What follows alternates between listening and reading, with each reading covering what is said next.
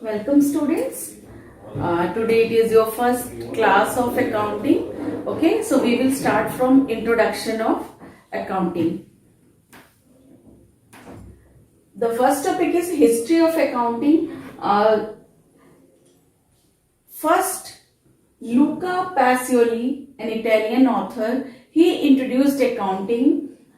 He was in Italy, and he properly in a systematic manner he's introduced accounting, and he is known as the father of modern accounting. In our India, 23 centuries ago, a minister of Chandragupta, all of us know very well, a minister of Chandragupta, Kautilya, also known as Chanakya. Okay, he introduced a system of business, you can say, in the form of the book written by him was Arthashastra. Okay, so he was the person who organized the business of India, or you can say the commercial activities of India in a proper way, and all the rules and regulations and other principles, they all are collaborated in the book which is known as Arthashastra. Okay, now in India, father of accountancy is known as K.S. Iyer, Mr. K.S. Iyer. He was the headmaster in the college, Pachiyappa College Charities at Madras. Okay, he was in Madras. Now it is known as, all of you know very well that it is known as Chennai. Okay, तो इन्होंने यहाँ पर introduce किया accounting को. उसके पहले तक accounting जो है बहुत ही ट्रेडिशनल फॉर्म में आप देख रहे हैं, जैसा कि 1886 to 1889 he was here. Okay, तो इसका मतलब उसके पहले तक जो भी सिस्टम था ट्रेडिंग का या उसके रिकॉर्डिंग का, it was not so readable. मतलब उसको हर कोई लेमैन चाहे कि वो उसको इंटरप्रिटेशन कर सके, तो इट वाज नॉट पॉसिबल. वो उस वे में नहीं था. तो slowly it was done by the persons की जो ये हमारी अकाउंटिंग इंफॉर्मेशन है या जो अकाउंटिंग है, इसको इस तरीके से लिखा जाए कि एवरी इन्वेस्टर और अदर यूजर्स जो है वो इसको इजीली इंटरप्रेट कर सके. जैसे शुरू में अकाउंटिंग को मुड़िया भाषा में लिखा जाता था, तो मुड़िया भाषा, everybody is not well versed with Muria language ना, तो वो लैंग्वेज हर एक के समझ में नहीं आती थी. तो how this barrier of communication can be overcome, ये जो बात थी ये इन्होंने इंट्रोड्यूस करी K.S. अय्यर जी ने. तो हमें इसमें याद रखने की ये जरूरत है कि जो फादर हैं, फादर ऑफ अकाउंटेंसी हैं इंडिया में, उनको K.S. अय्यर हैं जी को माना जाता है. और जो इटालियन ऑथर है, he is the first person who introduced accounting in a proper manner. ठीक है, तो बुक ऑफ इन्होंने एक बुक लिखी बुक कीपिंग पे, जिसका नाम है द principles and practices of book keeping. It was the book written by mister K.S. Iyer. अभी आप देखो कि क्या लिखा है, principles and practices of book keeping. बेटा, it is a very first part, it is a initial step in accounting. सबसे primary level का जो स्टेप है वो है बुक कीपिंग. तो वो बुक कीपिंग कैसे की जाए और उसको और रिफाइन कैसे किया जाए, क्या उसमें हमें प्रोसीजर्स फॉलो करने हैं, क्या प्रिंसिपल्स को ध्यान में रखना है, ये सब इन्होंने इस अपनी बुक में लिखा. नाउ अभी हम बात करते हैं कि अकाउंटिंग है क्या. Accounting is a art of, हम कह रहे हैं art. There are two things, science and art. Art is something which is also require some inherent qualities. Okay, तो आर्ट उससे रिलेटेड होती है. Every time there is a possibility of creativity और something to add on, it is known as art. तो accounts में भी art भी है और साइंस भी है. आर्ट इसलिए है कि कितने अच्छे से आप उसको इंटरप्रेट करते हैं और how you can make some decisions on the base of this accounting. ठीक है, वो आप कितना अच्छा करते हैं. तो अभी हम बात करते हैं कि अकाउंटिंग है क्या. It is an art of recording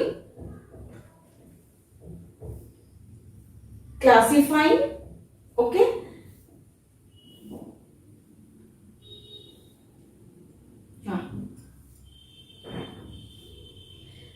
it is an art of recording, classifying, summarizing. Recording, classifying, summarizing. There are 3 steps in accounting. ठीक है, तो अब ये 3 स्टेप्स जो है वो कैसे किए जाएंगे प्रॉपर वे में परफॉर्म, ये अभी हम आपको आगे बताएंगे.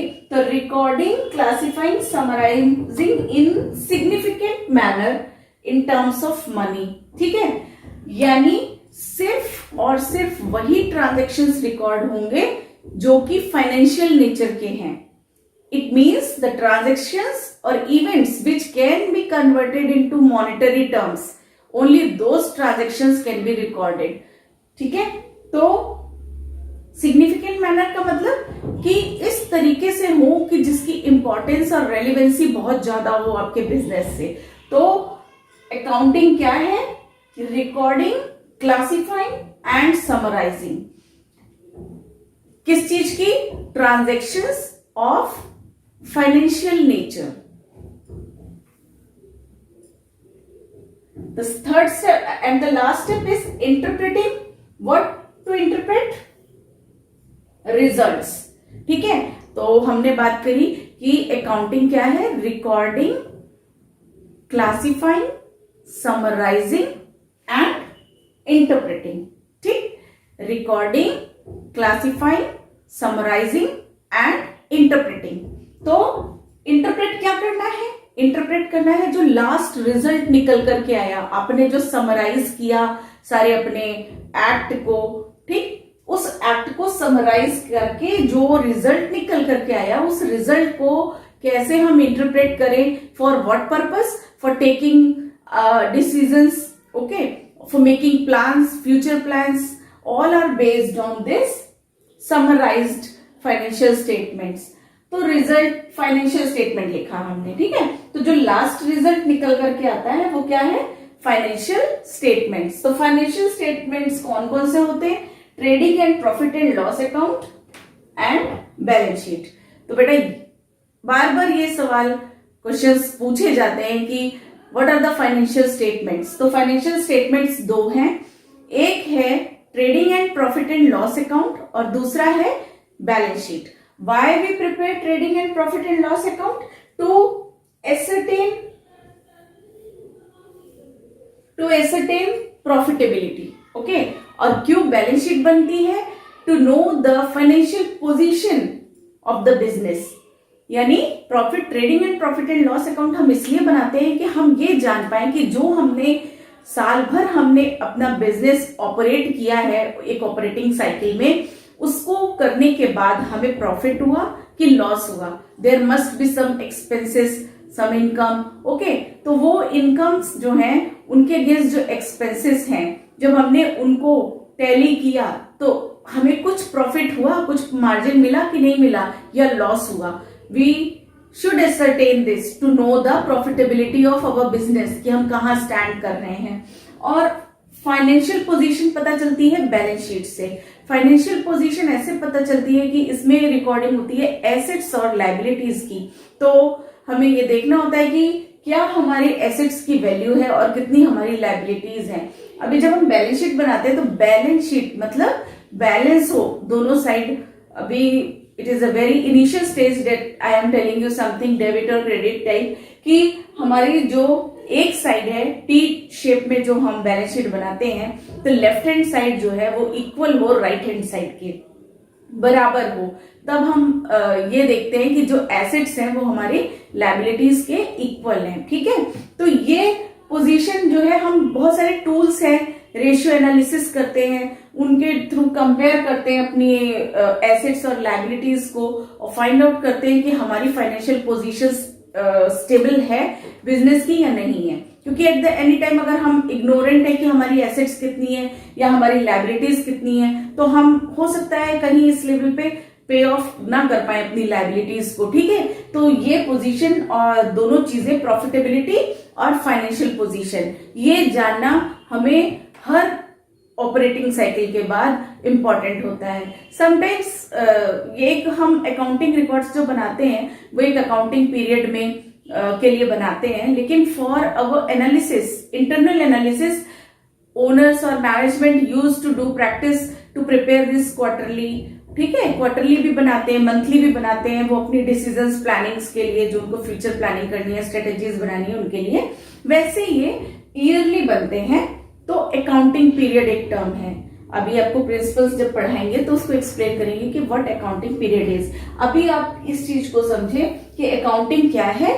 It is the process of recording, classifying, summarizing and interpreting results. Which results? Results means financial statements. Financial statements क्या है? Profit, trading and profit and loss account and balance sheet.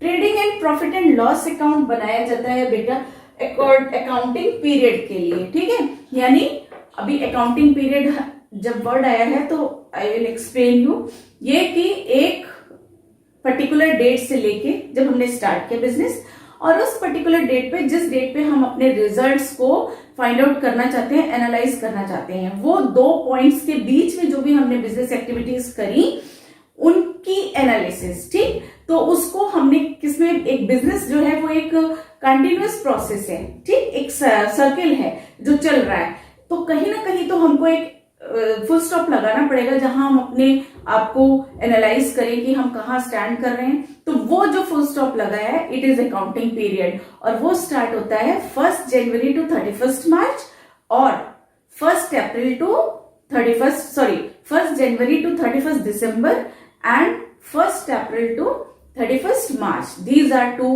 Accounting periods. तो हमारे यहाँ India में जो system चलता है, जैसे हम जानते हैं कि हमारे यहाँ हिंदी कैलेंडर चलता है, तो उस हिंदी कैलेंडर में हम 1 अप्रैल से, जो हमारे यहाँ बिजनेस पर्सन्स हैं they use to follow that accounting period 1 April to 31 March. तो जो गवर्नमेंट अथॉरिटीज हैं वो भी इस पीरियड को फॉलो करते हैं। जैसे इनकम टैक्स में है तो इनकम टैक्स डिपार्टमेंट में यही पीरियड को जो है फॉलो किया जाता है 1 अप्रैल टू 31 मार्च। तो it is very common to follow this accounting period 1 April to 31 March. Okay, क्योंकि अगर आप 1 जनवरी टू 31 दिसंबर अकाउंटिंग पीरियड फॉलो करते हैं तो फिर आपको, जब आप अपने रिटर्न्स फाइल करेंगे इनकम टैक्स रिटर्न्स, तो फिर वो आपको फिर से रिवाइज करने पड़ेंगे एक्स्ट्रा वर्डिंग के लिए। तो हम आइडेंटिकल चलते हैं 1 April to 31 March.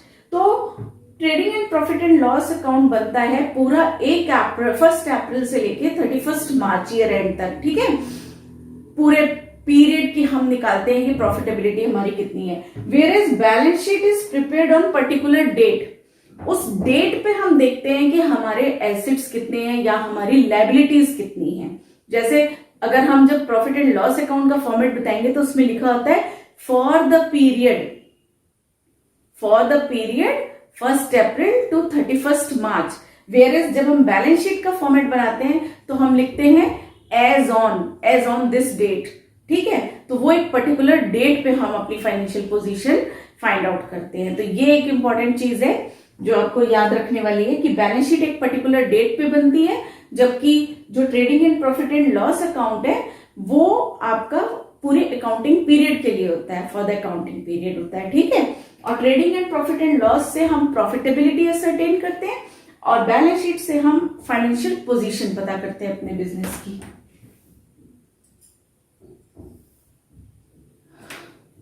Now the next topic is accounting process. It is a very important topic कि आपका जो accounting process क्या है। सबसे पहले ट्रांजैक्शन। What is transaction?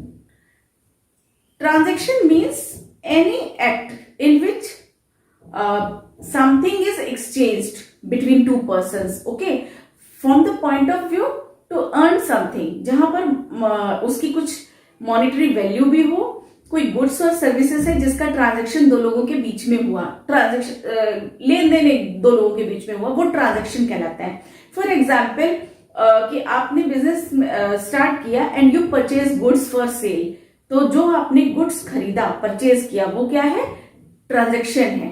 और वो बिजनेस ट्रांजैक्शन का कोई भी ट्रांजैक्शन बिजनेस ट्रांजैक्शन तब बन जाता है जब उसकी कोई मॉनेटरी वैल्यू होती है। तो सबसे पहली कंडीशन है कि अकाउंटिंग में सिर्फ और सिर्फ फाइनेंशियल ट्रांजैक्शंस की रिकॉर्डिंग होगी। उन ट्रांजैक्शंस को कंसीडर नहीं किया जाता जिनकी क्वालिटी तो मैटर करती है लेकिन उसको मॉनेटरी वैल्यू में कन्वर्ट नहीं किया जा सकता। तो ऐसे ट्रांजैक्शन की रिकॉर्डिंग नहीं होती है। Only financial transactions are recorded in accounting.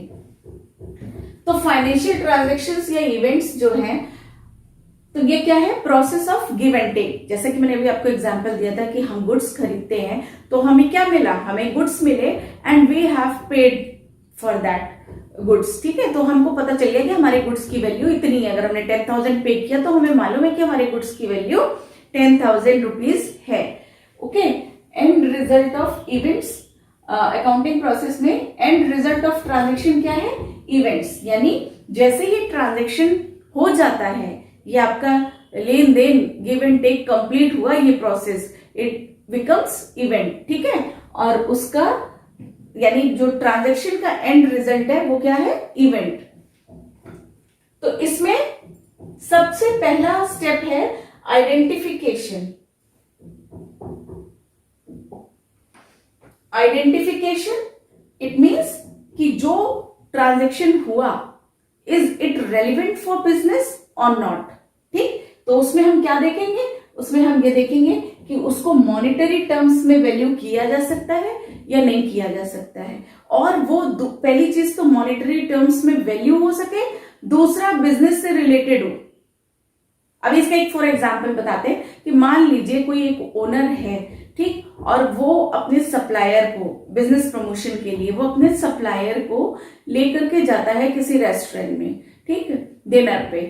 This transaction is termed as business transaction. ठीक, उसी जगह ओनर अपनी फैमिली को लेकर जाता है रेस्टोरेंट में फॉर डिनर।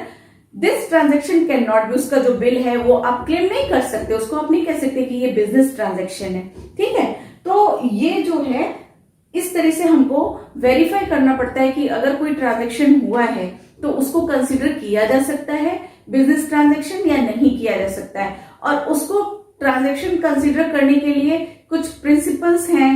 ठीक है, उन प्रिंसिपल्स को हम पढ़ेंगे, कुछ अकाउंटिंग स्टैंडर्ड्स हैं, वो सारी चीजें हैं। ऐसा नहीं है कि आपने अपने मन से किसी भी ट्रांजेक्शन को बिजनेस ट्रांजेक्शन मान लिया और किसी भी ट्रांजेक्शन को बिजनेस ट्रांजेक्शन नहीं माना। उसके लिए हमने कुछ प्रिंसिपल्स और रूल्स बनाए हैं कि कैसे हम फाइंड आउट करेंगे कि वो ट्रांजेक्शन बिजनेस ट्रांजेक्शन है या नहीं है। तो पहली चीज तो हमने ये फाइंड आउट किया कि जो ट्रांजेक्शन हुआ वो मॉनेटरी टर्म में वैल्यू किया जा सका और वो बिजनेस से रिलेटेड है, तो वो बिजनेस ट्रांजेक्शन कंसीडर किया जाएगा। तो पहला स्टेप ये आइडेंटिफाई करना है कि जो भी बिल आपके हाथ में आया, अकाउंटेंट के हाथ में आया, कि ये बिल, इस बिल को हम अपनी बुक्स में रिकॉर्ड कर सकते हैं या नहीं करेंगे इसको रिकॉर्ड। ओके, तो ये डिसाइड होने के बाद हम क्या बनाते हैं, सबसे पहले वाउचर बनता है। तो जो बिल हमें मिलेगा उस बिल के बेसिस पे हम वाउचर बनाएंगे। ठीक, फिर इस वाउचर से रिकॉर्डिंग होगी बुक्स ऑफ ओरिजिनल एंट्री। तो सबसे पहले बुक्स ऑफ ओरिजिनल एंट्री में जर्नल बनती है, कैश बुक बनती है, परचेज बुक है, सेल बुक है, purchase return, sale return, these are the books. Okay, तो हम इसको जर्नल में जर्नल एंट्री से स्टार्ट करते हैं। तो सबसे first thing voucher. There are different type of voucher, cash voucher, credit voucher, okay, payment voucher, receipt vouchers. There are so many types of vouchers according to the nature of your business. Okay, तो vouchers बनाने के बाद में पहला step है identification, next step है recording. जब हमने आइडेंटिफाई कर लिया ट्रांजेक्शन, तो अब हम उस ट्रांजेक्शन से जर्नल एंट्री बनाएंगे जिसको हम जर्नल में रिकॉर्ड करते हैं।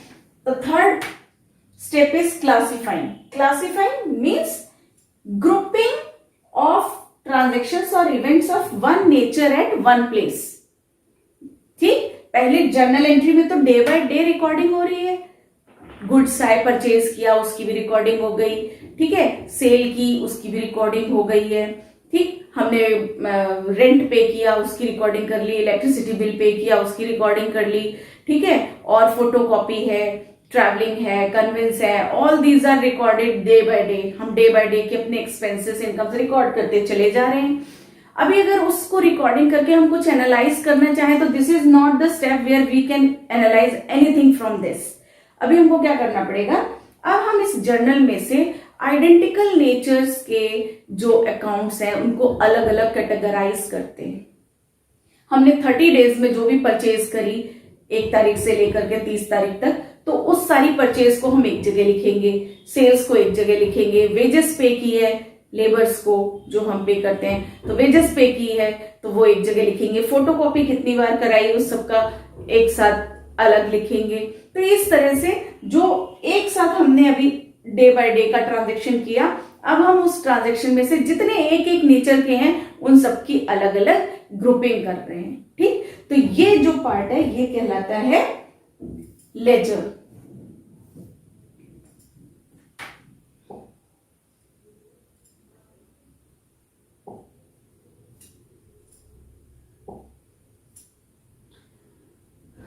तो लेजर पोस्टिंग बेटा, लेजर पोस्टिंग मींस जो जर्नल में आपने एंट्रीज करी, जो डे बाय डे आप कर रहे हैं और उसमें सारी एंट्रीज एक साथ है, अब हम उनमें से आइडेंटिकल नेचर के ट्रांजैक्शंस को एक एक जगह पर लिख रहे हैं, ग्रुपिंग कर रहे हैं डिफरेंट सब अलग अलग, वो लेजर पोस्टिंग कहलाता है।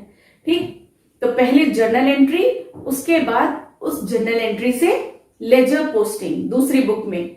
ठीक, तो बहुत सारे लेजर्स बनते हैं, परचेज का, सेल का, for every event there is a separate ledger. ठीक, तो परचेज के लिए अलग लेजर होगा, उसमें पूरी परचेज आपने जो ईयर में अकाउंटिंग पीरियड के ड्यूरिंग की वो सारी परचेज उसमें शो होगी, जितनी सेल्स है वो सेल्स में शो होगी। ठीक है, आपने एसेट परचेज की तो एसेट का अलग लेजर बनेगा, क्रेडिटर्स आपने उधार गुड्स खरीदा है, अभी आपने कैश पेमेंट नहीं किया है तो वो जो आपके क्रेडिटर्स हैं उनके अकाउंट अलग बनेंगे, सैलरी पे की तो सैलरी के अलग डिटेल बनेगी, अकाउंट बनेगा। ओके, तो इस तरह सबका अलग अलग ग्रुपिज्म करेंगे और इस स्टेप को हम लेजर पोस्टिंग कहते हैं। ठीक है, तो सबसे पहले आइडेंटिफिकेशन। ठीक, आइडेंटिफिकेशन के बाद उसकी रिकॉर्डिंग, रिकॉर्डिंग के बाद उसका क्लासिफिकेशन, ग्रुपिंग। ओके, उस ग्रुपिंग के बाद हम उसको समराइज करते हैं। Summarising presentation of classified data in understandable manner. तो अभी तो हमने क्या किया, सबके लेजर अलग अलग बना लिए, तो इससे भी कुछ नहीं, इससे हम सिर्फ इतना इंटरप्रेट कर सकते हैं कि अच्छा साल भर में कितनी सैलरी पे की, साल भर में कितनी परचेज की। ठीक, उसको हम कंपेयर कर सकते हैं अपने पिछले ईयर्स के साथ में कि इस साल हमने इतनी परचेज की तो पिछले साल हमने कितनी परचेज की होगी, लेकिन इससे ज्यादा हम कुछ इंटरप्रेट नहीं कर सकते। हम अपने लेजर से फिगर का कंपैरिजन कर सकते हैं बस। ठीक, कि सेल ज्यादा हुई कि कम हुई, परचेज ज्यादा हुई कि कम हुई, यही कर सकते हैं। अब इसको और एनालाइजिंग बनाने के लिए और यूजफुल बनाने के लिए हम उसको क्या करते हैं, उसको एक समराइज्ड फॉर्म में लिखते हैं, और वो समराइज्ड फॉर्म ऐसा समराइज्ड फॉर्म है जिससे कि कोई वैल्यूएबल इंफॉर्मेशन निकल करके आए। दूसरा, useful to internal and external users of financial statement. तो किस लिए करना है हमको, ये क्या जरूरत है ये करने की कि जो है हम लेजर पोस्टिंग करें और फिर उसको समराइज करें? क्यों कि ये हमारे ऊपर कुछ तो लीगल ऑब्लिगेशंस हैं, जैसे कि इनकम टैक्स डिपार्टमेंट है, वहां हमें अपने ये फाइनेंशियल स्टेटमेंट सबमिट करने होते हैं। आरओसी है, रजिस्ट्रार ऑफ कंपनी, ठीक, उनको ये सबमिट करना होता है एनुअली। तो कुछ हमारी लीगल ऑब्लिगेशंस हैं और कुछ हम अपने बिजनेस की ग्रोथ के लिए, हर एक बिजनेस अगर ग्रो कर रहा है तो उसको इन्वेस्टर्स चाहिए, और अगर कोई इन्वेस्ट करेगा आपके यहाँ तो वो सबसे पहले जानना चाहेगा कि आपके बिजनेस की क्या पोजीशन है। तो वो चीज को देखने के लिए हमारे को क्या करना है कि ये स्टेटमेंट्स बनाने हैं समराइज फॉर्म में। तो ये इंटरनल और एक्सटर्नल यूजर्स होते हैं, दो तरह के यूजर्स हैं हमारी इस अकाउंटिंग इंफॉर्मेशन के। कौन कौन? एक्सटर्नल एक और एक internal. External, internal are categorized on the basis of your business. तो बिजनेस के अंदर जितने लोग काम कर रहे हैं वो इंटरनल यूजर्स हैं, और उस बिजनेस का जितने बाहर के लोगों के साथ में इंटरेक्शन हो रहा है, कनेक्शन है, तो वो आउटसाइडर एक्सटर्नल यूजर्स हैं। ठीक है, तो इंटरनल यूजर में मैनेजमेंट आता है, आपका ओनर्स आते हैं, मैनेजमेंट हो गया, और एम्प्लॉयज हो गए, ठीक। एम्प्लॉइज क्या चाहते हैं, एम्प्लॉइज भी देखना चाहते हैं कि भाई ग्रोथ होगी, अगर बिजनेस की ग्रोथ होगी तो हमारी भी ग्रोथ होगी। तो they also want to know कि इस साल प्रॉफिट हुआ, कितना हुआ, पिछले साल से ज्यादा हुआ कि कम हुआ, हमारा क्या कंट्रीब्यूशन रहा। इसी तरह ओनर का तो मोटिव ही है प्रॉफिट अर्निंग, ठीक। मैनेजमेंट भी ये चीज देखना चाहता है कि प्रॉफिट हुआ और अगर ज्यादा हुआ तो उसको हम कैसे आगे यूज करेंगे, ठीक है, कैसे इस चीज को हम अपने फेवर में करके फंड्स कलेक्ट कर सकते हैं और अपने बिजनेस को ग्रो कर सकते हैं, क्या पॉसिबिलिटी है।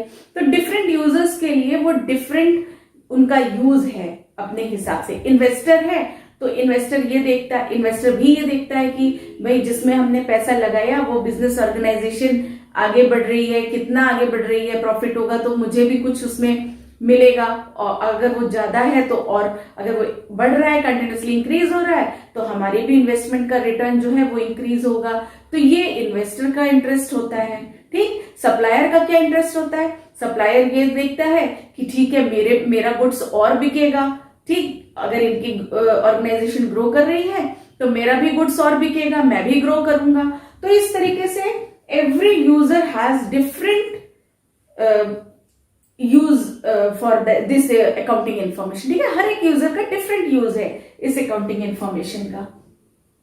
तो ये जो समराइज फॉर्म है इसमें ये क्या बनाते हैं हम, फाइनेंशियल स्टेटमेंट। तो दो फाइनेंशियल स्टेटमेंट है, अभी मैंने पहले भी बताया था and I will repeat it again and again so you can remember it very properly, क्योंकि ये दो स्टेटमेंट है, फाइनेंशियल स्टेटमेंट है, trading and profit and loss account and balance sheet, ठीक। तो trading and profit and loss account से user को क्या मिलेगा, पता चलेगा हमारे बिजनेस की प्रॉफिटेबिलिटी, ठीक, ये पता चलेगी कि हमारे बिजनेस की प्रॉफिटेबिलिटी क्या है। और बैलेंस शीट से क्या पता चलेगा, फाइनेंशियल पोजीशन, कि हमारे बिजनेस की फाइनेंशियल पोजीशन क्या है, यानी कि एसेट्स कितने हैं, लायबिलिटीज कितनी है।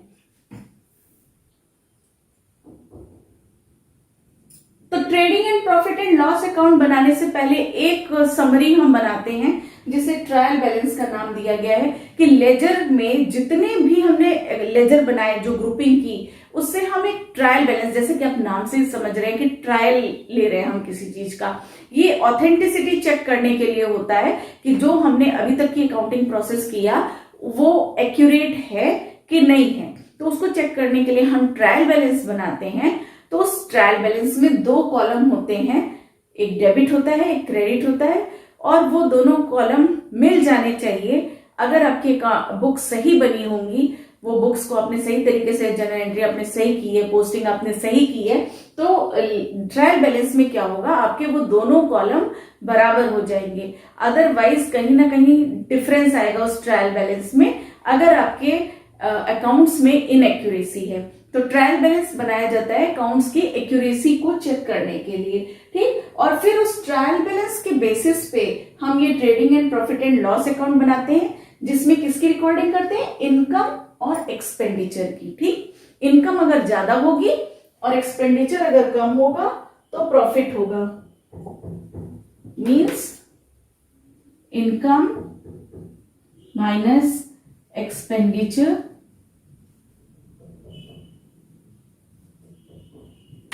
equal to profit, and vice versa. If expenditures are more than income, then it is loss. Okay, तो ये चीज क्लियर है। इसी तरह बैलेंस शीट में एक साइड में हम एसेट्स लिखते हैं, एक साइड में हम लायबिलिटीज लिखते हैं, और वो बैलेंस हो जाती है, मतलब अपने आप दोनों साइड उसके इक्वल आते हैं बैलेंस शीट के। तो बनाने के बाद उसको एक समराइज फॉर्म में बनाने के बाद ये जो एंड रिजल्ट निकल करके आया, ये जो दो फाइनेंशियल स्टेटमेंट्स हैं, इसका यूज हम किस लिए करते हैं, एनालिसिस एंड इंटरप्रिटेशन, ठीक। हम उससे क्या एनालाइज करते हैं, हम उससे ये एनालिसिस करते हैं, उसको कंपेयर करते हैं पिछले रिकॉर्ड्स के साथ में, अपने प्रीवियस रिकॉर्ड्स के, अकाउंटिंग रिकॉर्ड्स के साथ में, बैलेंस शीट को बैलेंस शीट से और प्रॉफिट एंड लॉस को प्रॉफिट एंड लॉस से, ठीक है। आप ये नहीं कर सकते कि आपने इस साल का प्रॉफिट एंड लॉस पिछले साल की बैलेंस शीट से कंपेयर किया। कंपैरिजन के लिए दोनों इक्विवेलेंट चीजें होनी चाहिए। तो हम कंपेयर करके क्या देखते हैं, हम ये देखते हैं, ये एनालाइज करते हैं कि क्या हमारे खर्चे बढ़े हैं, ठीक, और अगर हमारे एक्सपेंसेस बढ़े हैं तो क्या उसी के प्रोपोर्शन में सेल बढ़ी है, या इनकम बढ़ी है? अगर इनकम नहीं बढ़ी और सिर्फ एक्सपेंसेस बढ़े हैं तो it is not a good position. ठीक है, कि ये जो आपकी पोजीशन है ये फेवरेबल नहीं है कि एक्सपेंसेस बढ़ गए आपके पिछले साल से। तो कोई भी बिजनेस पर्सन होगा वो क्या कोशिश करेगा, कम से कम एक्सपेंसेस हो और वो ज्यादा से ज्यादा अर्न कर सके। ठीक है, ये चीज होती है। तो मेन मोटिव बिजनेस पर्सन का क्या है, प्रॉफिट इंक्रीज करना। ठीक है, प्रॉफिटेबिलिटी इंक्रीज करना। तो एनालाइज करने के बाद में ये होता है एनालिसिस रिकॉर्ड्स का। न्यू ऑर्गेनाइजेशन है, मान लीजिए उसके पास तो पहले के रिकॉर्ड्स है नहीं, तो वो क्या करेंगे, वो आइडेंटिकल फर्म के साथ जो इंडस्ट्री में है उनके रिकॉर्ड्स के साथ में अपने रिकॉर्ड्स को कंपेयर करके ये देखते हैं कि they are in favourable position और नॉट। ठीक है, तो ये स्टैंडर्ड्स के साथ में एक्चुअल परफॉर्मेंस का कंपैरिजन होता है एनालिसिस। इंटरप्रिटेशन, एनालिसिस करने के बाद उसके बेसिस पे कोई डिसीजन लेना, कोई प्लानिंग करना, स्ट्रेटेजी बनाना। ठीक है, वो पार्ट है इंटरप्रिटेशन, कि हमने इंटरप्रेट किया कि भाई सेल तो नहीं बढ़ी है, एक्सपेंसेस हमारे बढ़ गए हैं, तो इसको कंट्रोल करना पड़ेगा, प्रॉपर बजटिंग करनी पड़ेगी। ठीक है, तो इस तरह से इंटरप्रिटेशन होता है। तो ये एक मीनिंगफुल जजमेंट है। तो करता कौन है, एनालिसिस और interpretation is a part of users. ठीक है, तो जो अकाउंटिंग के यूजर्स है अकाउंटिंग इंफॉर्मेशन के, और यूजर्स एक्सटर्नल और इंटरनल, ये जो दोनों यूजर्स हैं ये एनालाइज और इंटरप्रिटेशन के लिए यूज करते हैं हमारे फाइनेंशियल स्टेटमेंट को। तो फाइनेंशियल मेन चीज क्या है, फाइनेंशियल स्टेटमेंट। इसके प्रिपरेशन के लिए हम पूरे साल इतनी मेहनत करते हैं, everything we record very properly and in a very systematic manner. ठीक है, उसको रिकॉर्ड करते हैं। तो इंपॉर्टेंट चीज क्या है, फाइनेंशियल ट्रांजेक्शन। सबसे पहली चीज है कि हमारे पास ट्रांजेक्शन कैसा होना चाहिए, फाइनेंशियल ट्रांजैक्शन, यानी मॉनिटरी वैल्यू हो जिस ट्रांजैक्शन की। Non monetary transactions can not be recorded. ठीक है, वो नहीं रिकॉर्ड किए जा सकते। जैसे ऑनेस्टी है, ठीक, हार्ड वर्क है आप किसी का, वर्कर का, वो आप dedication, we can not value this things, लेकिन वो आपका कंट्रीब्यूशन तो कर रही है आपकी बिजनेस ग्रोथ के लिए, but we can not record all those things. ठीक है, तो हमें क्या चाहिए, फाइनेंशियल ट्रांजैक्शन चाहिए, और उस फाइनेंशियल ट्रांजैक्शन को आइडेंटिफाई करने के बाद हम रिकॉर्ड करते हैं। सारे ट्रांजैक्शन जब रिकॉर्ड कर लेते हैं, ये सारा प्रोसेस एक साथ चलता है, ये नहीं कि आपने पूरी रिकॉर्डिंग कर ली उसके बाद आप उसकी पोस्टिंग करेंगे। साइड बाय साइड प्रोसेस चलता रहता है। ठीक है, तो ये साइड बाय साइड ये पूरा प्रोसेस चलता रहता है। ठीक है, तो सबसे पहले आइडेंटिफिकेशन फाइनेंशियल ट्रांजैक्शन का, और वो बिजनेस ट्रांजैक्शन बन सकता है कि नहीं, ये चीज फाइंड आउट करना। आइडेंटिफिकेशन के बाद रिकॉर्डिंग ऑफ दैट ट्रांजैक्शन। तो ये सबसे पहला स्टेप है रिकॉर्डिंग, जो है कि हम उसकी जर्नल एंट्री बनाते हैं, जर्नल में उसकी एंट्री करते हैं ट्रांजैक्शन की। उसके बाद रिकॉर्डिंग के बाद हम उसको क्या करते हैं, क्लासिफाई करते हैं। ठीक, तो जितने भी ट्रांजैक्शन एक लाइक नेचर के हैं उनको एक प्लेस पे रिकॉर्ड करते हैं। ठीक है, उसकी ग्रुपिंग बनाते हैं। उसको क्लासिफाई करने के बाद हम क्या करते हैं, समराइज करते हैं। समराइजिंग में हम दो फाइनेंशियल स्टेटमेंट्स बनाते हैं with the help of trial balance. वो दो फाइनेंशियल स्टेटमेंट है trading and profit and loss account और balance sheet. Trading and profit and loss account बनाते हैं हम प्रॉफिटेबिलिटी फाइंड आउट करने के लिए अपने ऑर्गेनाइजेशन की, और बैलेंस शीट हम बनाते हैं फाइनेंशियल पोजीशन जानने के लिए अपने बिजनेस की। ठीक है, और इसके बाद जो है आता है हमारा समराइजिंग के बाद हमारा जो पॉइंट आता है वो क्या है, एनालिसिस एंड इंटरप्रिटेशन। ठीक है, और वो जो उसके यूजर्स हैं, जब हम फाइनेंशियल स्टेटमेंट बना लेते हैं तो वो जो उसके यूजर्स हैं, डिफरेंट यूजर्स हैं, उन तक पहुंचाते हैं in the form of printed booklet type की होती है, जिसमें बैलेंस शीट और प्रॉफिट एंड लॉस होता है, ऑडिटर रिपोर्ट होती है, नोट्स होते हैं। ठीक है, वो एक प्रॉपर वे है, उस वे में वो पब्लिश पूरा प्रिंट करके प्रिंटेबल फॉर्म में वो हम डिफरेंट यूजर्स तक पहुंचाते हैं। और न्यूज़पेपर में भी आप देखते होंगे, आपने देखा होगा कि न्यूज़पेपर में भी जो है वो फाइनेंशियल स्टेटमेंट्स जो है पब्लिश होते हैं।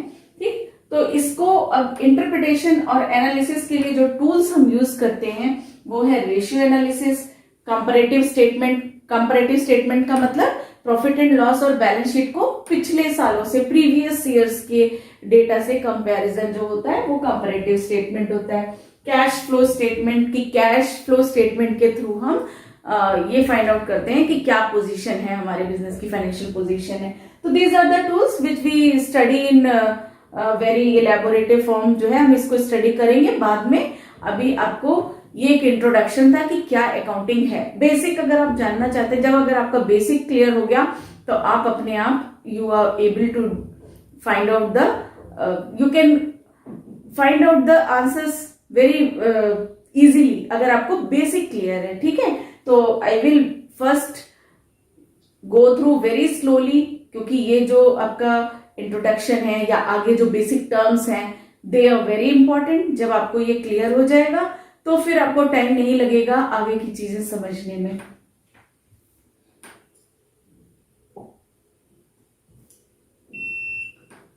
ओके, एनालिसिस और इंटरप्रिटेशन के बाद में जो लास्ट प्रोसेस है वो है कम्युनिकेशन।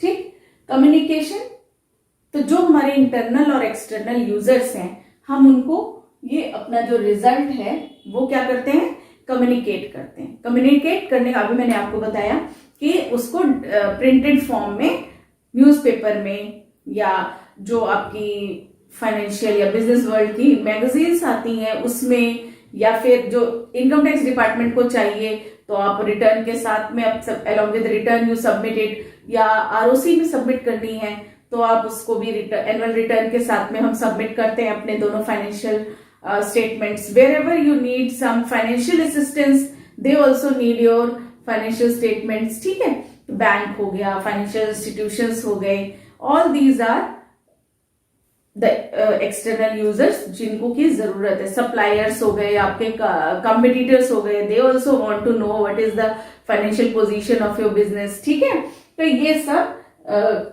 ये लास्ट हमारा स्टेप है कम्युनिकेशन। अकाउंटिंग, अभी हमने इतनी बात करी अकाउंटिंग इंफॉर्मेशन। तो accounting information is useful to users of the accounts. ठीक, तो जो हमारे फाइनेंशियल स्टेटमेंट्स के यूजर्स हैं उनके लिए जो अकाउंटिंग इंफॉर्मेशन है वो बहुत इंपॉर्टेंट होती है।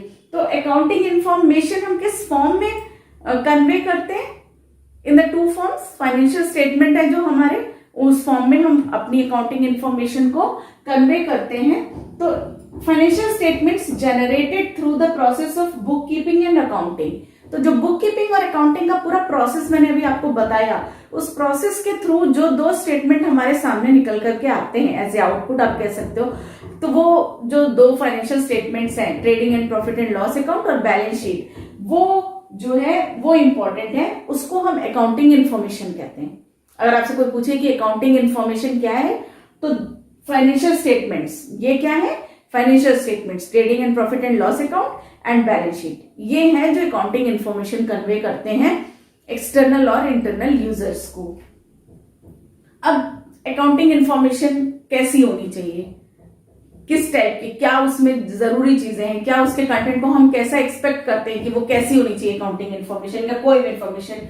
तो रिलायबिलिटी सबसे पहली क्या चीज है, रिलायबल हो, फैक्ट्स हो उसमें, ठीक, और वेरीफाइबल हो। वेरीफाइबल मतलब कि कोई फिगर आपने लिखी है तो आप उसको प्रूव कर सको कि ये फिगर हम ऐसे एसरटेन हुई है, ये चीज है, एक्चुअल में है, अगर कोई आपके क्वेश्चन मार्क लगाता है तो यानी फैक्ट्स होने चाहिए, यानी आपके वाउचर्स प्रॉपर बने होने चाहिए कि आपने कोई परचेज की मशीनरी, ठीक, और आपने उसकी अमाउंट शो करी, तो जो अगर आपसे कोई क्वेश्चन पूछेंगे कि ये मशीनरी की अमाउंट जो है ये इतने की मशीनरी है, तो आपके पास उसको सपोर्ट करने के लिए क्या होना चाहिए, वो डॉक्यूमेंट होना चाहिए, प्राइमरी डॉक्यूमेंट एज एविडेंस, कि आप उस चीज को आप कन्वे कर सको कि यस ये इतने की है, या ये चीज हमने इस डेट को परचेज करी थी। ठीक है, तो ये चीज होनी चाहिए, उसमें एरर नहीं होने चाहिए। ठीक, अकाउंटिंग में एरर नहीं होने चाहिए, कोशिश करनी चाहिए अपने एरर्स को मिनिमाइज करने की, because we are human beings and there are possibilities of errors. ठीक, तो कोशिश हमें क्या करनी चाहिए कि एरर कम से कम हो। तो क्या जो हमारी इंफॉर्मेशन है वो रिलायबल होनी चाहिए, मतलब फैक्चुअल होनी चाहिए, वेरीफाइबल होनी चाहिए, एरर फ्री होनी चाहिए और बायस नहीं होनी चाहिए। सबसे इंपॉर्टेंट चीज, अकाउंट्स कौन बना रहा है, अकाउंट्स आप जो बिजनेस ऑर्गेनाइजेशन है वही अपने अकाउंट्स बना रही है, ठीक। तो ये हो सकता है कभी कभी कि फॉर अवर गुड फेथ हम अपनी कोई इंफॉर्मेशन को जो है इस तरह से प्रेजेंट करें कि वो उससे कोई इन्फ्लुएंस हो जाए और कोई डिसीजन ले ले, ठीक। तो ये नहीं करना चाहिए, बायस्ड नहीं होनी चाहिए। तो नेक्स्ट इज रेलिवेंस। रेलिवेंस का मतलब होता है किसी चीज से उसको कनेक्ट किया जा सके, रेलिवेंसी हो उस चीज की जिस कंटेस्ट में हम कोई अगर हम डिसीजन लेने जा रहे हैं उसके बेस पे, तो उस बेस पे वो रेलिवेंट इंफॉर्मेशन हो। अभी हमें अगर स्टॉक का वैल्यूएशन करना है तो एक रूल है कि कॉस्ट और market value which ever is lesser, ठीक है, दोनों में से जो लेस हो उस पे हम उसका कॉस्ट स्टॉक का वैल्यूएशन करते हैं, ठीक। तो यानी अब जो इंफॉर्मेशन हमने दी है वो इस रूल के बेसिस पे होनी चाहिए, ठीक। इसको तोड़ मोड़ के कहते हैं ना, तोड़ मोड़ के प्रेजेंट नहीं करना चाहिए कि जो डिसीजन अगर हमारा बैंक हमें लोन देने जा रहा है उसके बेसिस पे वो हमको लोन ग्रांट कर देता है, या इन्वेस्टर्स कोई डिसीजन लेने जा रहे हैं उस बेसिस पे और वो ले लेते हैं, और फर्दर जाकर आगे कहीं पता चले कि no it was not a right information, तो ऐसा नहीं होना चाहिए। तो relevant to the decision making needs of the users, ठीक है, predictable and available on time. तो 3 चीजें हैं हमारी रेलिवेंस में कि जब हमें उसकी जरूरत है तब हमें मिलनी चाहिए। कोई डिसीजन हम लेने जा रहे हैं, मान लो हमें इनकम टैक्स डिपार्टमेंट में रिटर्न सबमिट करना है, उस टाइम अगर वो इंफॉर्मेशन की जरूरत है और तब ना मिली बाद में मिलेगी तो क्या होगा, हम पे पेनल्टी पड़ेगी, ठीक, हमारे कुछ उसका एडवर्स इफेक्ट होगा। तो कहने का मतलब कि अकाउंटिंग इंफॉर्मेशन एरर फ्री होनी चाहिए, बायस्ड नहीं होनी चाहिए। दूसरी चीज रेलिवेंट होनी चाहिए, जिस टाइम उसकी जरूरत है उस टाइम हमारे सामने वो प्रेजेंट होनी चाहिए, ठीक, जिसके ऊपर हम बेस्ड अपने डिसीजन ले सके। अंडरस्टैंडेबिलिटी इस फॉर्म में होनी चाहिए, ऐसे फॉर्मेट में होनी चाहिए कि एक जनरल पर्सन भी उसको समझ सके, एक ले मैन भी उसको अंडरस्टैंड करना चाहे तो उसको समझ आ सके कि वो क्या है। तो ऐसी अंडरस्टैंडेबल फॉर्म में होनी चाहिए। Comparability, user should be able to compare reports. तो सबसे ज्यादा इंपॉर्टेंट क्या है कि जब भी हमको अकाउंट्स या कोई भी डेटा हो, अगर वो हम यूज करते हैं तो उसमें कंपैरिजन बहुत इंपॉर्टेंट होता है, ठीक। उस डेटा से अगर हमें कोई इंटरप्रिटेशन करना है तो उसकी कंपेरेबिलिटी होनी चाहिए, तभी तो एक कोई स्टैंडर्ड चीज होगी और एक्चुअल चीज होगी, उसी का हम कंपेयर करेंगे तभी तो हम कोई डिसीजन लेते हैं, ठीक है। तो जो कंपेरेबिलिटी है वो सही होनी चाहिए। इसको कैसे, अब आप मान लीजिए कि आप आगे जाकर के इस चीज को एक्सप्लेन करेंगे। डेप्रिसिएशन बहुत सारे मेथड से लगता है, ठीक है। तो आपने एक मेथड अडॉप्ट किया इस साल, नेक्स्ट ईयर आपने दूसरा मेथड अडॉप्ट कर लिया, फिर नेक्स्ट ईयर फिर आपने दूसरा मेथड अडॉप्ट कर लिया। अब क्या होगा कि जो आपके 3 साल के रिकॉर्ड्स में बुक वैल्यू आ रही है वो वेरी हो जाएगी, ठीक है, वो वेरी होगी और वो कंपेरेबल नहीं मानी जाएगी, ठीक। तो जो अकाउंटिंग पॉलिसीज हैं उसमें आपने जो है हर साल अगर कोई और भी जो रूल्स हैं उसमें आपने हर साल उसमें कुछ ना कुछ चेंज कर दिया, कंसिस्टेंसी नहीं रखी, तो क्या होगा, आपका जो डेटा होगा वो कंपेरेबल नहीं होगा, आप प्रॉपर वे में उसको कंपेयर करके कोई डिसीजन नहीं ले पाएंगे, क्योंकि मैंने खुद ही उन फिगर्स को है अपने आप मैनिपुलेट कर दिया, ठीक। तो ये चीज नहीं होनी चाहिए, कंसिस्टेंसी होनी चाहिए। जो भी प्रिंसिपल्स या रूल्स आप फॉलो कर रहे हैं उनमें एक कंसिस्टेंसी होनी चाहिए। आप इस तरीके से इतनी फ्रिक्वेंटली उसको चेंज करेंगे तो आपको आपके जो रिजल्ट्स आएंगे वो रिजल्ट्स कंपेरेबल नहीं होंगे, ठीक है, डिसीजन के लिए दे आर नॉट गुड। तो अकाउंटिंग इंफॉर्मेशन में इस चीज का बहुत ध्यान रखना पड़ता है। नेक्स्ट थिंग इज कि कॉमन फॉर्मेट, हाँ कॉमन फॉर्मेट होना चाहिए रिपोर्टिंग का। आप जैसे हमको बताया गया है कंपनीज एक्ट में है या अदर एक्ट्स में फॉर्मेट दिए हुए हैं पूरे की प्रॉफिट एंड लॉस अकाउंट ऐसे ही बनना चाहिए, ठीक, बैलेंस शीट इसी फॉर्मेट में बननी चाहिए। तो वो जो फॉर्मेट है वो हमें फॉलो क्यों करना चाहिए, क्योंकि वो एक स्टैंडर्ड फॉर्मेट हर कोई फॉलो कर रहा है, ठीक। तो जब वो सबके द्वारा फॉलो किया जा रहा है और हम भी ईयर टू ईयर उस फॉर्मेट को फॉलो कर रहे हैं तो वो इजी हो जाता है कंपैरिजन, ठीक है।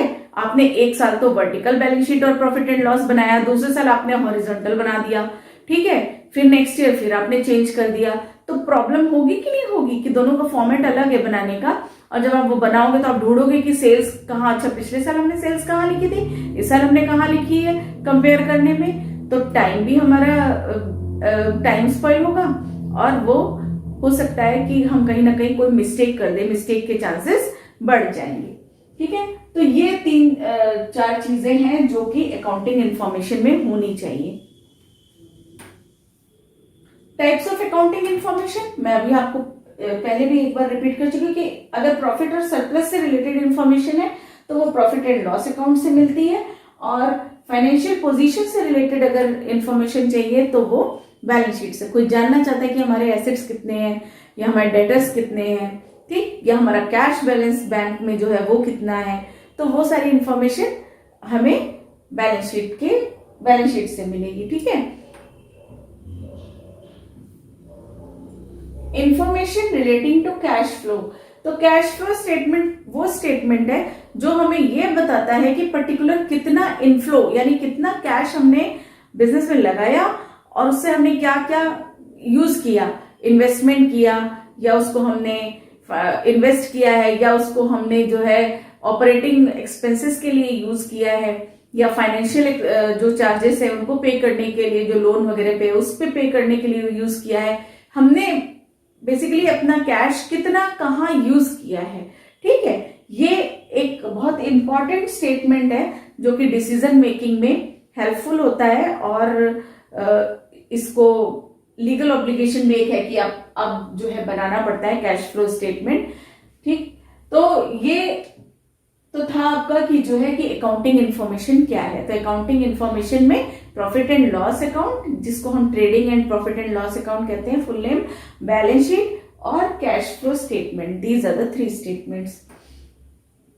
अभी हम इतनी देर से बता रहे हैं कि अकाउंटिंग इन्फॉर्मेशन और ये अकाउंटिंग इन्फॉर्मेशन को कौन यूज कर रहा है। 2 तरह के यूजर्स हैं, इंटरनल और एक्सटर्नल। ठीक है, तो इंटरनल जो होते हैं वो पर्सन है जो कि ऑर्गेनाइजेशन के अंदर है, लाइक ओनर्स है, मैनेजमेंट है, एम्प्लॉयज है, वर्कर्स हैं। वर्कर जानना चाहता है कि अगर प्रॉफिट बढ़ रहा है तो बोनस कितना मिलेगा हमको। ठीक है, एम्प्लॉयज अपनी सैलरी में इंटरेस्टेड होते हैं कि हम अपनी सैलरी हमको बढ़वानी है, प्रमोशन चाहिए हमको, so they also want to know the position of business. ठीक है, management and owners for policies making strategies, और ओनर को तो मेन मोटिव ये है कि प्रॉफिट कितना ज्यादा से ज्यादा हो, ऐसी स्ट्रेटेजीज बनाई जाए, ऐसी पॉलिसीज बनाई जाए। डिसीजन मेकिंग में बेसिकली मैनेजमेंट और ओनर इंटरेस्टेड होते हैं। ये तो थे internal. Now the external, investor and potential investor. तो इन्वेस्टर जो कि ऑलरेडी हमारे बिजनेस में जिन्होंने इन्वेस्ट कर रखा है, इन्वेस्टर वो। पोटेंशियल जो कि एक्सपेक्टेड है कि इन्वेस्टर हो सकते हैं हमारे बिजनेस के, वो इन्वेस्ट करते हैं, हो सकता है पॉसिबिलिटी है कि आगे चल के हमारे बिजनेस में वो भी इन्वेस्ट करें। तो investor and potential investors, unions and employ groups, trade unions are there. ठीक, तो ट्रेड यूनियंस किसके लिए होती है? लेबर्स के लिए, वर्कर्स के लिए। They also want to know कि क्या है आपकी पोजीशन। एम्प्लॉय ग्रुप्स, ठीक, और लेंडर्स एंड फाइनेंशियल इंस्टीट्यूशंस, तो बैंक हो गया, अदर फाइनेंशियल इंस्टीट्यूशंस हैं, ठीक है, जो कि हमारे बिजनेस को असिस्ट करने के लिए टाइम टू टाइम लोन देते हैं, तो वो financial institutions. Suppliers and creditors, ठीक, सप्लायर जो गुड सप्लाई कर रहे हैं हमको, ठीक है, कंटिन्यूसली जो गुड सप्लाई कर रहे हैं, या मशीनरी है, प्लांट है, जो कि टाइम टू टाइम अगर टेक्नोलॉजी चेंज हो रही है और हम परचेज करते हैं तो वो भी हम सप्लायर से ही लेते हैं। तो सप्लायर में बहुत सारे सप्लायर्स हो सकते हैं जो आपको एसेट भी सप्लाई कर रहे हैं, गुड्स भी सप्लाई कर रहे हैं। वेयर ट्रेड क्रेडिटर्स वो होते हैं, उन्हीं को कहते हैं हम जो गुड्स से रिलेटेड होते हैं। गुड्स मीन्स जिसमें हम ट्रेड कर रहे हैं, जो हम जिसके लिए हमने ये बिजनेस सेटअप किया है, जिसकी परचेज सेल कर रहे हैं, ठीक है। जिस बिजनेस में हम मान लीजिए कोई फर्नीचर बना रहा है, तो फर्नीचर अगर बना रहा है तो उसको वुड की जरूरत है, तो जो क्रेडिटर वो होगा जो उसको क्रेडिट पे वो वुड सप्लाई कर रहा है, उधार दे रहा है या कैश दे रहा है, तो वो सप्लायर जो है वो क्रेडिटर तब बन जाता है जब वो क्रेडिट पे गुड्स दे रहा है, यानी अभी हमने पेमेंट नहीं किया है, ठीक है, तो वो सप्लायर क्रेडिटर बन जाता है। Customers all of you know very well, they are the person for whom we are doing business, ठीक है। कंज्यूमर्स हैं, कस्टमर्स वो भी जानना चाहते हैं कि जिस बिजनेस के साथ हम जुड़े हुए हैं वो किस पोजीशन पे है या उसकी क्या रेपुटेशन है मार्केट में, क्या गुडविल है। Government and other regulators, yes, क्योंकि हम फॉलो करते हैं अपनी कंट्री के रूल्स एंड रेगुलेशंस, तो जो उनके इकोनॉमिक से रिलेटेड या कंपनीज से रिलेटेड जितने भी रूल्स एंड रेगुलेशंस है, we all know there is a companies act 2013 according to which we have to maintain our accounts, वो पूरी कंप्लायंस हमको करनी है। इनकम टैक्स एक्ट 1956 जिसकी हमको पूरी कंप्लायंस करनी है, ठीक है। तो जितने भी बिजनेस रन कर रहे हैं तो वो बहुत सारे एक्ट्स हैं जिनके अंतर्गत उनको वर्क करना पड़ता है। तो वो सब जहां पर भी जरूरत है अकाउंट्स की, अकाउंट्स को सबमिट करने की, तो जैसे इनकम टैक्स डिपार्टमेंट हो गया, ठीक है, और आरओसी हो गया, रजिस्ट्रार ऑफ कंपनी, बेसिकली ये दो ऑर्गेनाइजेशन, ये दो गवर्नमेंट बॉडीज हैं जहां पर हमें अपने अकाउंट सबमिट करने होते हैं, ठीक है।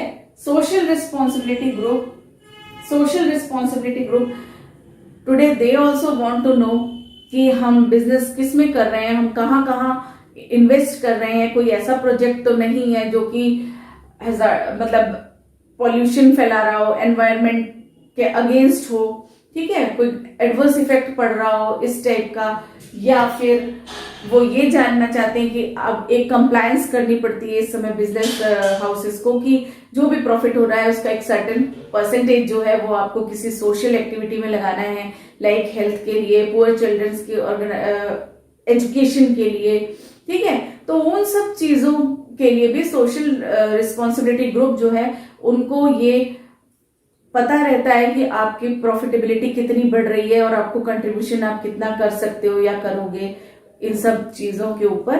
तो उनको इसलिए जरूरत होती है, competitors they want to know your results because they have to compete with you, okay, so they are also interested in your results. अभी ये चीजें होने के बाद में एक वर्ड है विंडो ड्रेसिंग। वी डोंट, हमें ये प्रैक्टिस नहीं करनी चाहिए कि हम अपने अकाउंट्स की विंडो ड्रेसिंग करें। Window dressing means manipulation of account, यानी आपके अकाउंट को जैसा दिखना, जो रियलिटी है, आप उस रियलिटी को एक्सप्रेस नहीं कर रहे हैं, आप उसको तोड़ मोड़ के ऐसा अट्रैक्टिव बना करके, अट्रैक्टिव मतलब वो देखने में अट्रैक्टिव नहीं, वो फिगर्स प्रेजेंट करके जिनके ऊपर रिलाय करके कोई जो है वो हमारे लिए एक्ट करे, ऐसा कोई काम हमें नहीं करना चाहिए। विंडो ड्रेसिंग नहीं करनी चाहिए, इट इज नॉट अलाउड, ठीक है। तो ये एक वर्ड है जो बार बार यूज होता है कि अकाउंट्स की विंडो ड्रेसिंग नहीं करनी चाहिए। तो विंडो ड्रेसिंग का मतलब होता है मैनिपुलेटिंग द अकाउंट्स, ठीक है। That's all for the introduction and I will like to know if there are some any doubts. You can send your doubts in comments so that in my next lecture first I will clear all that doubts, okay. Hope you will enjoy this lecture and it is beneficial for you. Thank you.